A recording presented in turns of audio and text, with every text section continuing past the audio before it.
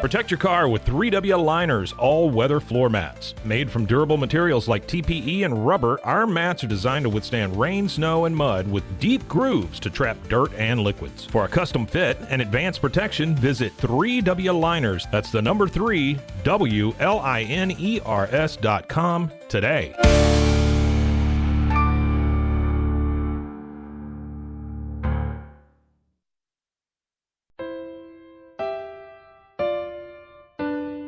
Marriott's on the move. What? Marriott's on the move. Again? Marriott's on the move. Woo-hoo! If you are dreaming about moving to a new city to pursue the life of your dreams, this podcast is for you. Moving 18 times in 22 years to 5 of the top cities in America, I know it's not easy to make those decisions alone. So I help individuals develop the dream, the plan, and the move, even if we need to get scrappy to get you there. I'll be doing interviews, career and city spotlights, and sharing my crazy moving stories, tips, tricks, and scams to avoid. My Fred framework will help you see just how attainable your dreams are. Now let's get moving. Welcome, everyone. Thank you for tuning in. Everybody has been so great and giving me so much feedback and reviews. And I love doing this. And I am grateful that you have joined today. Today is kind of a hard topic for me. I am speaking to robustness, which is the R in the Fred framework. Fred stands for finances, robustness, ecosystem, and dreams. And I put robustness in the framework because, quite frankly, I found through many, many experiences over the years that if I don't take care of my mental and physical health, it manifests in just crazy ways. I've been in remission for Crohn's for about 10 years. And when I went into college, I was under 100 pounds. I mean, I didn't know that I had Crohn's at the time. I didn't know I had celiac either. And I had gone through just many, many years of just being so sick as a kid. And being little, it helped me really because I was a cheerleader and I was a flyer and I was always the lightest one. And I loved being a flyer. But quite frankly, I was always sick. Like there were times at one point that I think the nurse even called home to my parents to see, because she thought I had an eating disorder. And I didn't. I just was always very sick with whatever I ate. To my parents' credit, they were always very big into healthy eating. We never had Captain Crunch. We always had grape nuts. We never ate sugary cereals. We never had pop, as we call it in Chicago. It's soda. But we always were very health conscious. My parents got into juicing big in the 80s and 90s. I mean, there was just so many things that I learned from them as parents that I definitely still use today. But when I got into college, I kind of rebelled and just ate whatever I wanted. And not in a way that was like obsessive or anything like that. It was just like I lived on campus and you had the food halls, which you didn't have much by way of like options. Or I lived in the Sigma Kappa sorority house for a while and you basically ate whatever was being served. And so I was getting sicker and sicker. And I basically like had a call from my aunt saying that she had met somebody that was very sick all the time, like I was. She had celiac and that I should go to health services and get tested. And so when I went to our health services, the doctor took one look at me and he said, "You don't have celiac." And I said, "Well, how do you know that?" And he's like, "Well, I mean, you look fine." And I said, I'm sure I do, but I'm always sick. I'm not even 100 pounds and I'm in college. Like, there are some red flags. And if it doesn't cost you anything, would you mind just testing me? And he literally like hesitantly obliged. And when I came back in for the follow-up, he, basically said, "I'm so sorry. I did not believe you. You do have the antigens in your blood. I think we need to get further testing. And why don't you go over to the building across the street? You can meet with a nutritionist." And I did. And at that point, nobody had really heard of gluten-free things. It wasn't anywhere near mainstream. In fact, it took many, many years until it became popular, which was really exciting. But the point of my story is that I knew something was wrong with my body.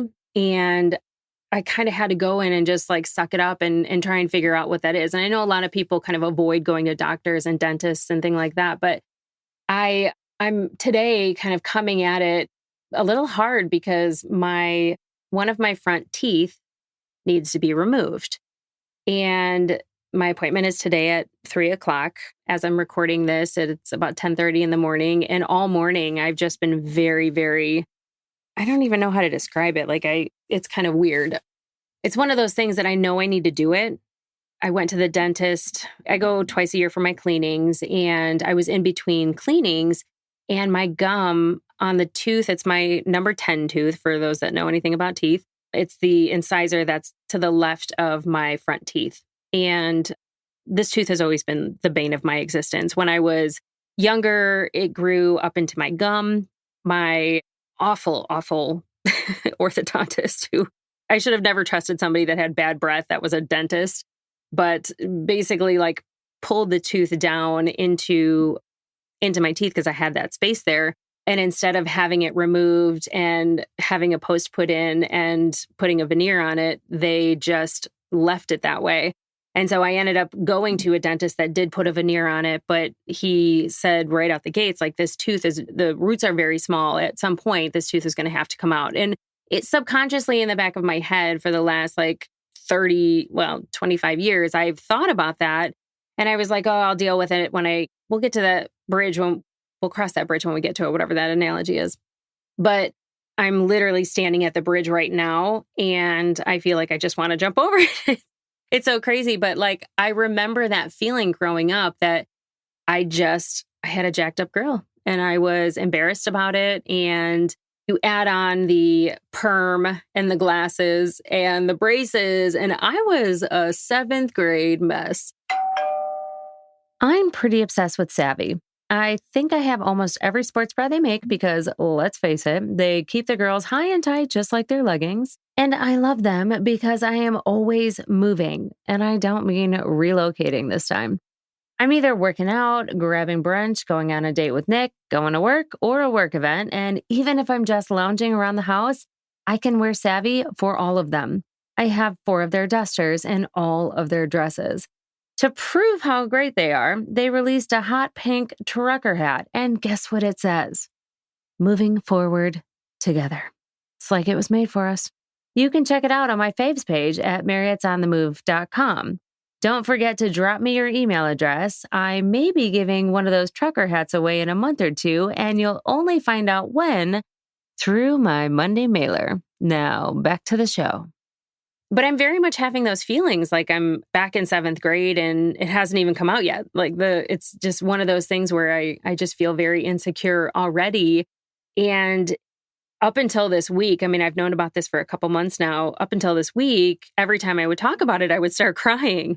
And I just kind of wanted to get on here and verbally process that it is hard to deal with our health.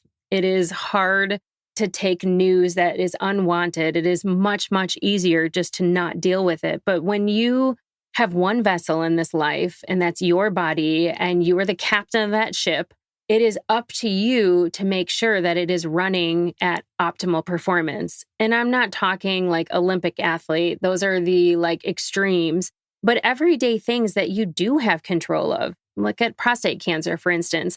It's one of the most curable cancers out there if caught early.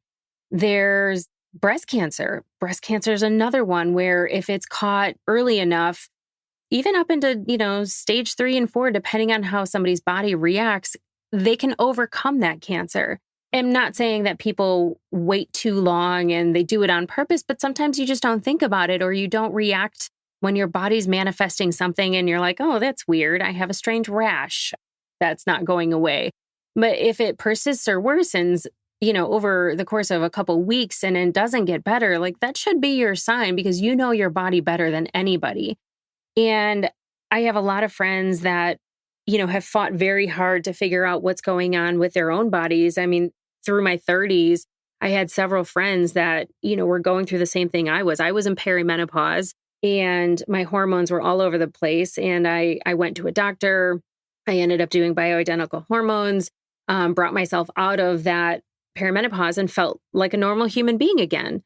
And I have friends that struggled for many, many years, always feeling sick, fatigued, all these things. And it turns out they had Hashimoto's, which is another really, really tough one on your body. But if you know how to eat for optimal performance and you holistically can take things like supplements and do exercise and all those things that help keep your body running, you don't have to feel sick. In the FRED framework, which stands for Finances, Robustness, Ecosystem, and Dreams, I often go really like through my decision-making process and I start with robustness because moving is so taxing on your body and your psyche. And it's another one of those things where if you go into a move, now, mind you, some of these moves are not, you can't help it. Somebody is getting kicked out of a lease or they're leaving a tough situation or getting divorced, or there's all kinds of reasons. I would love for everybody to be moving because of their dreams and chasing those down, but I know that's not realistic. But I will say, though, that taking the steps and the strides to make sure that your body is healthy is one step that you can take on your own because you're only ever going to be your best advocate. And I look at some of the things that I've been thinking in the last couple months, knowing that I'm going to have this tooth removed at some point in my life. When I went to the dentist in between cleanings, I was like, this gum is getting really inflamed and I can't figure out why. I'm not doing anything, but it does feel a little sensitive. And so the dentist that I was working with took x-rays and then looked at my x-rays from my last cleaning and the cleaning before, and basically came back and said, I think you know that this tooth has a smaller root and that it's going to need to come out at some point. And I think we're at that point. And I was like, what? Like, I literally, I wasn't processing really what he was saying. And he said, if you were my little sister, I would tell you to make an appointment today with a periodontist and to get this thing removed. You have such a vast degradation in the bone that if you wait too much longer, they might not be able to graft that bone and repair it. And you might have a permanent situation here. And I just kept thinking, like, this is my face. I am on camera all the time between Zoom WebExes for work, or doing some like digital course filming because I'm putting together a digital course about basically around the FRED framework, doing a workshop in May. I'm going to be on camera. Like, if I don't have that front tooth, like instantly I thought like, oh my gosh, I'm going to look crazy. Like, I'm going to look like I don't take care of myself, which I do. I like my bedtime routine is like 25 minutes long and all those things that I've been doing up until this point. And your brain, when you get news like that, whether it's cancer or something like, my tooth extraction, it's really hard not to go straight to the negative and be positive. But it's one of those things where I kind of am sitting here verbally processing it with you.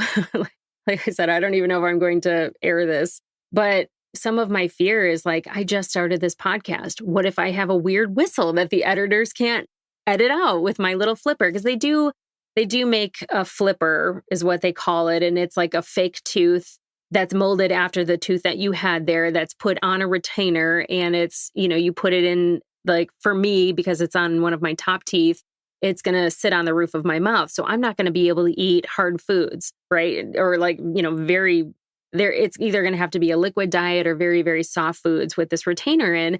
And when I travel for work, we do lunches and dinners with clients. And I'm like, how am I going to get around this? And like going through all these crazy thoughts, like, what if I look like I did when I was a kid? I had a jacked up grill. I was super, super insecure about it. And I can blame the doctors that I had in the past all I want, because really the dentist or the orthodontist that I had when I was growing up should have, instead of pulled it down into my gums, every dentist I've been to has said that they should have just removed it, put a permanent post in, and then I wouldn't be dealing with these problems, but I am. And I've done all the things. I have veneers because when I initially had that tooth, I hit it in gymnastics and it was always a little bit darker. And so I got veneers across my front teeth, which my doctor in San Francisco was amazing. I was so happy with it. But my gums on that tooth, and actually the other incisor, if I'm being quite honest, was really, really, it's always been a little bit red. And at this point now, the gums have swollen so much around that tooth that I went to my brother and I talked about this before. I have to get him on the show. He's basically like a shaman. I think he studied Ayurvedic medicine or I don't know how you say Ayurvedic medicine. I don't know when the last time he's ever gone to a doctor, but he has like optimal health. He's sat in cars with people that had COVID for hours at a time and never caught it. Like he takes like probably 30 supplements a day, but he knows how to work his machine. And it's just admirable about how well he takes care of his body and what he can do. He's a photographer and a drone operator, and he's about to go to school to become a helicopter pilot. But he really has to figure out how to make his body work the best to be able to do all those things. Like shoots alone are a full day, and they're very long and arduous, and he's carrying heavy equipment and all that stuff. Have you heard of Monat or Modern Nature? I hadn't either before my friend Monica was raving about their skincare products that she's obsessed with. I took their hair quiz to find out which product line would be best for me, since I just happen to be looking for new shampoo and conditioner, and I signed up for their VIP package that got me a little bit of everything to try out. Turns out they are the first anti-aging hair care line in the world, which I didn't even know was a thing. And their products are gluten-free, vegan, and Leaping Bunny certified, which means they're never tested on animals. Now I'm obsessed with their rich formulations that feature botanical extracts, essential oils, and other naturally based ingredients, and I want to share those products with you. I'll put the link in the show notes, or you can hit the faves page on my website. It's safe, EU approved, and clinically tested by third parties. So essentially, Robustness approved. Now back to the show. But so I went to him and I said, like, my gum is so raw and now it's spreading across my other teeth. Like it was almost all the way to the sides of my front teeth and 2 teeth to the left of that. And it was feeling really raw. And when I went to the dentist, he did say the tooth is a little loose because of the bone degradation. And that's what's causing your gums to swell. So when I went to my brother, I said, what can I do? Is there any type of Ayurvedic solution that I can use in the meantime, getting me prepared for this surgery? I mean, they're extracting a tooth. My mouth is going to be super inflamed. And I was already doing Whole30. I typically do Whole30 in January and in September. And so that I was reducing the inflammation. So I was hoping to help the healing time. And I did have a little hiccup in Whole30. You can't have legumes, which are peanuts. And for whatever reason, I was eating these mixed nuts that didn't have any peanuts in it, but I didn't realize. And it's a total rookie move. I've done Whole30, gosh, I don't even know how many times, probably 20. I've done a lot of mini resets in there, so it hasn't been a full 30-day reset every single time. But whenever I'm starting to feel symptoms, I do a 2-week reset.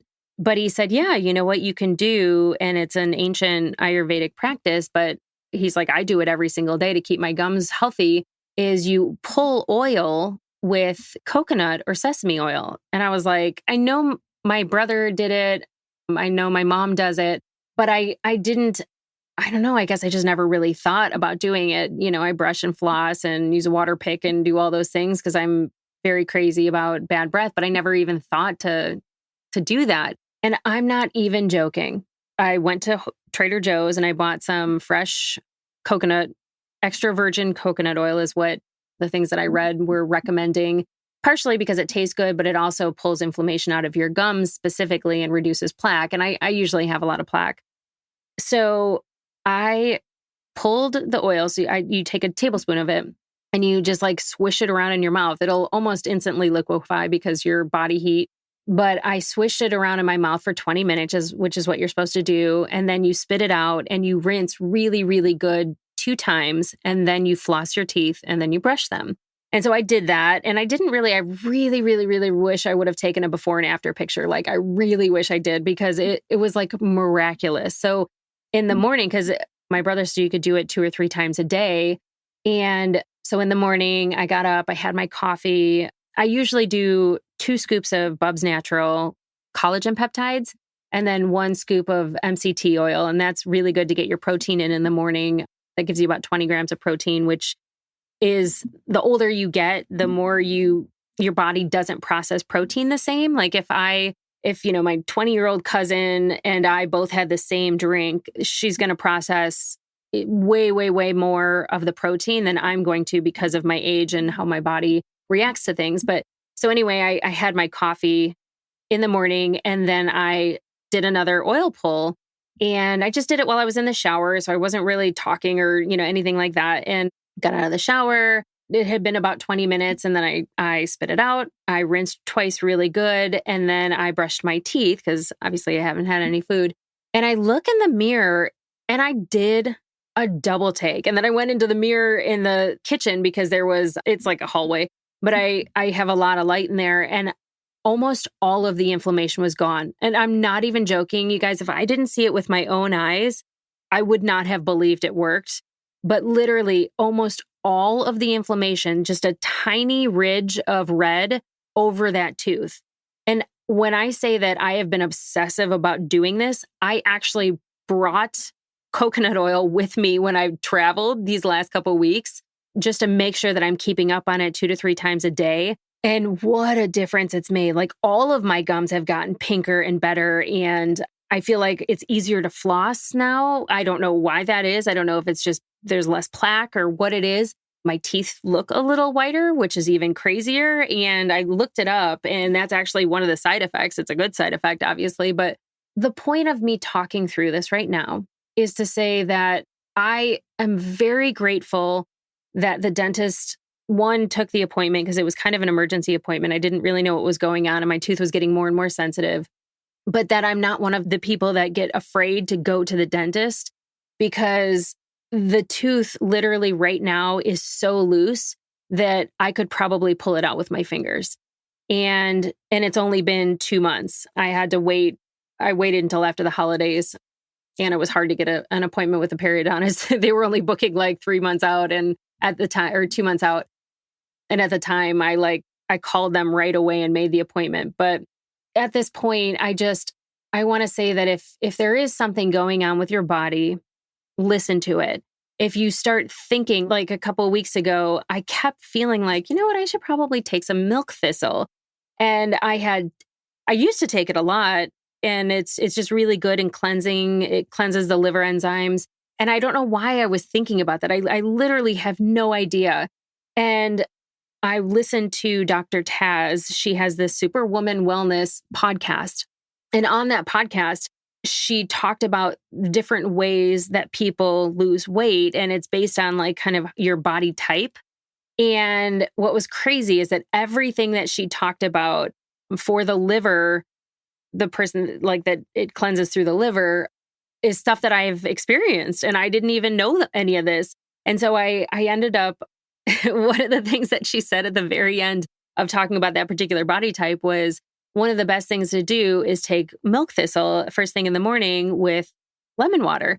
And I was like, oh my gosh, I wonder if that's why my body's been craving it. And I don't even know, I know it cleanses the liver, but I didn't even know why I was craving it. And I don't even really kind of know what it does. I just know it's good in cleansing, and your liver is very important, obviously, especially if you drink that and vitamin K. If you drink a lot of coffee, that's another thing that you really need to focus in and get some vitamin K in your body, because it does deplete certain things in your body by drinking a lot of coffee. And I'm well aware of it. I'm obsessed with coffee. I always have been. I was a barista in college. I have a coffee pot and an espresso machine on my countertop as we sit and as I sit here today. But I just want to say, I will do a follow-up post tooth extraction, but I partially want just to put this out there on the robustness thing. It really is, your mental health is incredibly important, especially going into a move. And when you go into a move in a funk already, you're not going to enjoy where you're going. The move is going to be that much harder. It's going to seem that much more annoying. Packing is going to be even worse. I talked about in one of the first couple episodes, I talked about the 4 tendencies: the upholder, the obliger, the questioner, and the rebel. Those tendencies, whatever your downfall is in that tendency when you are moving, will absolutely be the bane of your existence. And you won't even realize it unless you recognize your tendency. Like, I'm an obliger. And I get distracted very easy. I tend to do everything but what I'm supposed to do in that moment, in that task for everybody else except for me. Did you know that a bottle of wine can have up to 300 chemicals in it? Like Mega Purple, for instance, which makes the wine look a little bit more full-bodied, but also turns your teeth and tongue purple. And they can add up to 16 grams of sugar or sweetener concentrates to that same bottle. Check the label of the wine you're drinking. Oh, wait, you can't. They don't have to put it on there. You might be ingesting synthetic pesticides and not even know it. Join my Scout and Cellar Wine Club and taste the difference that the clean-crafted commitment that 23 of our vintners around the world make to you ships straight to your home. To learn more, I'll put the link in the show notes or go to scoutandcellar.com/Marriott's on the Move. Now back to the show. And so I think that the thing that I really want to drive home is that when you are going into a move and you're looking to pursue your dreams, if you don't have a really good game plan and control over what it is that you are facing, the reasons that you're moving, the why, if that isn't in a good place, both physically and mentally, it is going to be so much harder to get through that move and actually enjoy the rewards of being in a new place with a fresh start. And a lot of times that will lead to the 6-month funk. So I talk about the 6-month funk a lot. Actually, it's on my website, which if you haven't been to my website yet, I do put the Fred framework on there with the questions and things that, I typically ask people when I'm coaching and kind of start talking through. So you can find them there. If you sign up for my email list, there is I call it the Fred freebie. And I'll send you a copy of the PDF that has 4 questions in each of those areas just to get started.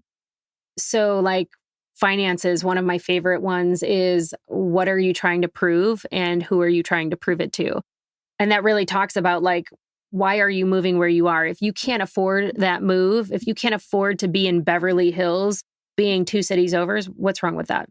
So there's little things in there that you can kind of bank on and start doing the work and kind of getting to a place where, between listening to the podcast, being on my email list where I don't email a ton. It's probably once a week, but I have, my favorites on there. Typically I've got different tips and tricks and stuff that I'm going to put in the newsletter that I'm not going to talk about in the podcast. So I implore you to get on my email list and keep connected. And if you have ideas or ways that people can be more robust or outsmart themselves, I'd love to hear them. You can just reply to the email. I will read every single one of them.